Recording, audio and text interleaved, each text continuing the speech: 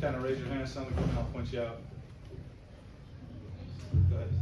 Coach, the decision to pitch to Vance there to Honeycutt in the ninth, especially when you got to 3-0, was there any thought to just go ahead and put him on base? Or Yeah, there kind of was, you know. Cook has way more singles this year than Honeycutt has homers, so you hate to play against a homer, you know.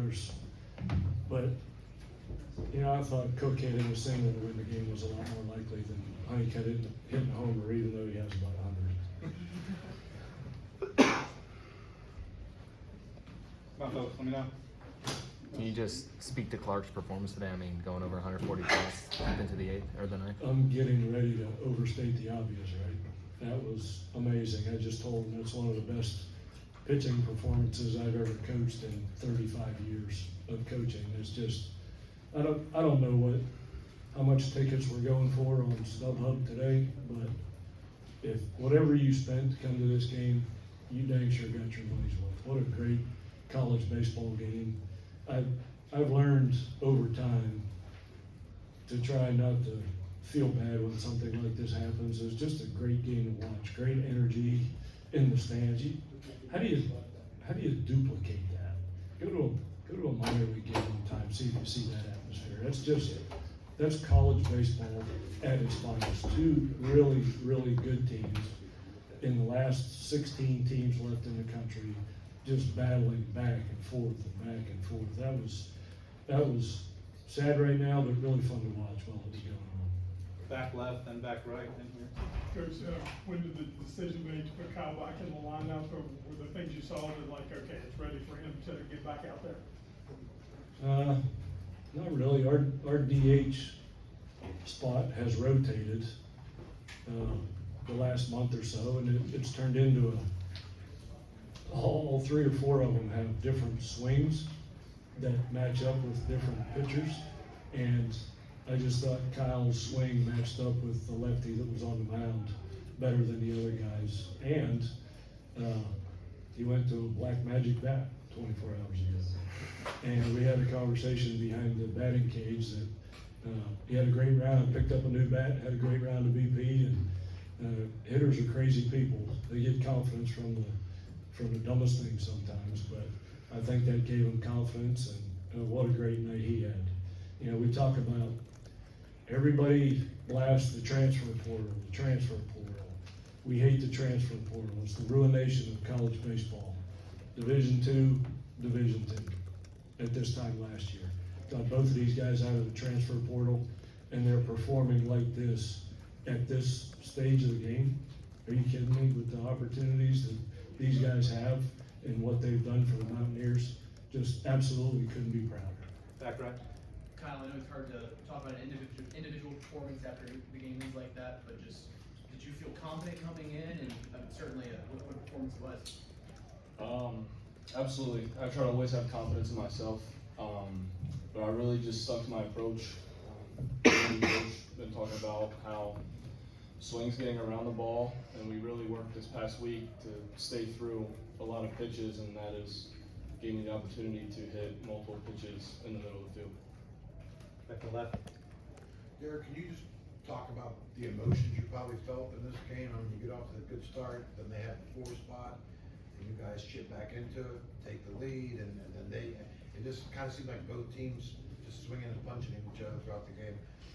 Emotionally, what was that like for you? Yeah, I mean, it's playoff baseball for a reason. You know, nobody's going to go away at this point. Doesn't matter if you're down 10 or you're down 1. Obviously playing a great team in North Carolina, so their offense is one of the best in the country for a reason. Emotion-wise, you know, just trying to stay even keel, work through the whole game as I can.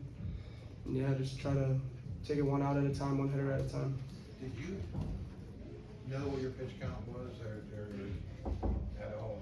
No, I could have kept going if you needed me to, but at the end of the game, I mean, I allowed solo home run to start the inning, and then a single up the middle. It was crunch time, so I mean, I don't blame them for pulling me there. Derek, what allowed you to overcome the 4-run third inning? It seemed like in the 4th, 5th, and 6th, you really settled in and found a rhythm there. Yeah, I mean, just sticking to my plan. I was leading some pitches over the plate, and I walked 2 guys, I think, in the 3rd inning, so can't give a team like that free passes, especially with the middle of their lineup. So after that, I mean, I don't think I had another walk after the third inning, maybe one, but you know, just trying to attack, stay ahead in counts, and compete. Mark, then back left. Coach, any thought to taking Derek out earlier or leaving him in later? What was your thinking going into the ninth or maybe even earlier? I don't have any interest in fist fighting Derek Clark on the mound, so no thought of taking him out. Our only thought right now is he gonna pitch tomorrow? Oh. But, no, the guy's a warrior. You guys saw what we've been seeing this whole season, and he's a guy that, he's a throwback. He's a throwback back to the Nolan Ryan days when guys were throwing 200 pitches. He can do that. He can do that. So, everybody gives coaches a hard time for letting guys throw. I don't even know how many pitches he throws. Anybody know? 144. It's about, how many strikes? 100 strikes, yeah. Good luck throwing 100, finding a guy to throw 100 strikes these days. But he's, I promise you, he wants to pitch again. I promise you that. So that's just the kind of guy he is. And, you know, when it comes to pitch counts, you train guys differently. You know, some guys are trained to throw a lot of pitches, some guys aren't. So he's a guy that can do that. Before I get to you, there are some of the riders that just walked in. There's some chairs here. If you want them, just come around the backside. Jordan, step out of the way if you need to get through. Back left here, go ahead. Coach, in the seventh there with runners on second and third and no outs, one out, and you guys didn't get anything across there. Do you think that was kind of a turning point? It was, you know, we had a chance of, if we get a hit there and make it 8-4, it's a little bit of a different game, you know, getting out of there with, I think, did he go strikeout? Strikeout, ground out. That was a big moment, you know. We bunted those guys over, but they had run their relievers out there. The guy that was in there was the least famous of their bullpen arms. So, you know, I like Chumley's chances and Hussey's chances of getting a single right there. But it's easy to look back and say, man, I wish I wouldn't have bunted Sam White there, you know, because it could have been a big inning. But yeah, leaving those two guys out there was a big one. Evan, then Grace. Kyle, talking about the confidence in the new bat you got. How did that second home run feel off the bat? I mean, I think it clocked in at 425. It felt good. At the first pitch, my bat, Coach Mazey goes, he's going to throw you a slider. I want you to be ready for it. These guys are gonna print everything you say. That's fine. He said, he's going to throw you a slider. I want you to be ready for it. And what happened? Grace, then back up. Derek, how do you stay even keel on the mound and embrace those big situations? Yeah, I mean, just practice, I guess. I mean, I'm a senior and I've thrown a ton of innings over the last 4 years, so if I was a freshman in that moment, it would not have been like that. Came a long way motion-wise, and you can never get too big and never get too small in the moment, so. Take a couple more, starting with back left and then back there. Two more. Coach, a non-game question, but Coach Saban's taking over next year. You guys will obviously spend a lot of time here in West Virginia together.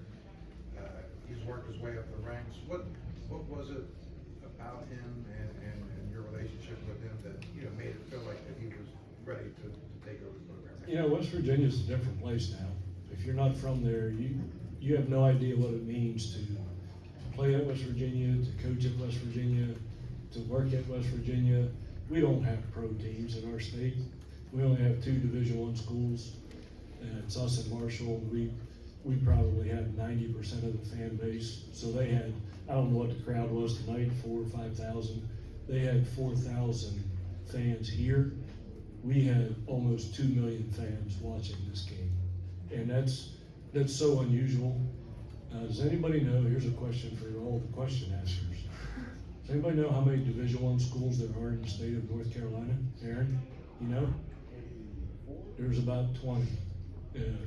So that means the residents of this state have divided loyalty among 20 schools. That's not the case in West Virginia. There's flying WV flags flying off almost every porch in our state. So we have a tremendous fan base.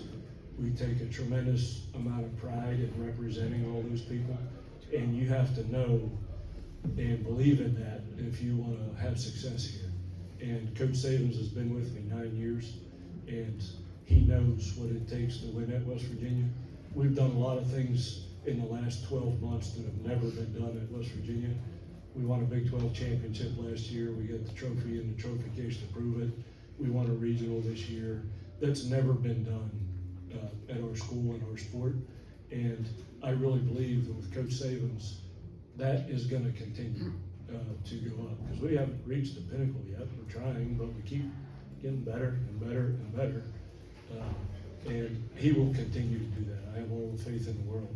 Hey man, my son's coming here to play, so I can say anything I want about the guy, but entrusting my son to Coach Savins and his staff says all you need to know about how I feel about that group.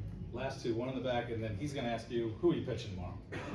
I'm pitching Derek Clark, were you not listening?